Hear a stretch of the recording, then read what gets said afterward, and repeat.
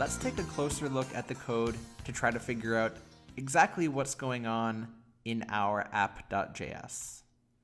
So I have app.js open, and the first thing that we see is this var restify equal to require restify. This require restify in Node is going out and actually grabbing the restify module. It automatically knows to look in this node modules directory, and because the module is named restify, it matches up with the string that we pass in here, and Node knows automatically that we're trying to include this module. And we're storing it in this variable. The next thing that we have here, let me skip over this function for a minute. We are going to say var server is equal to restify.createServer. So because we required restify and stored the object within this variable, we can now call functions. And one of those functions that are available to us is this createServer function. So this will return a server object, and now we can go ahead and actually define functions which will act as our API handlers. So we have this server.get, which handles GET requests, and it's going to look in the URL for the route/hello, followed by some kind of name, and it's going to call our respond function up here.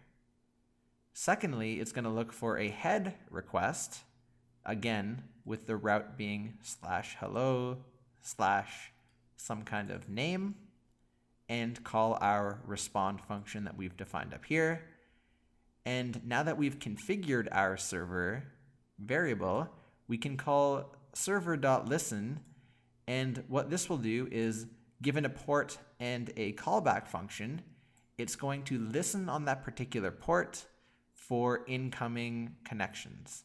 So when we run this application via the command line with node app.js, ultimately this server gets created and listens on port 8080, and once it starts listening, this callback function will be executed, and all that callback function is going to do is, in this case, console.log.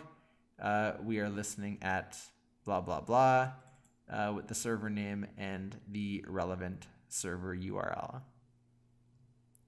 I kind of glanced over this respond function, and that's because you'll probably notice that we have these three parameters that aren't really defined anywhere.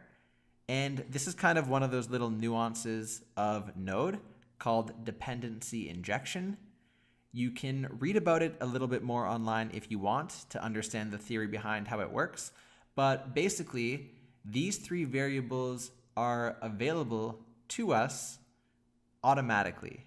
It's kind of like magic. I know it kind of seems like a black box, but because of dependency injection and the way that works within Node, we've included our restify, and we have automatically this request, response, and next variable defined. So in this case, I'll just go over really quick what this code is doing. It's saying response res.send, and then concatenating hello plus rec.params.name. So rec.params.name maps to whatever was passed in the name spot in the URL after /hello. And once again, because we are running our Node app, node app.js, if we go to hello Bob or hello Joe, we see hello Joe. That is stepping through the code at a very high level. We are going to go in even more detail as the course progresses, but that kind of gives you a sense of somewhat how the code is working at a very high level. Thanks, and stay tuned for the next lesson.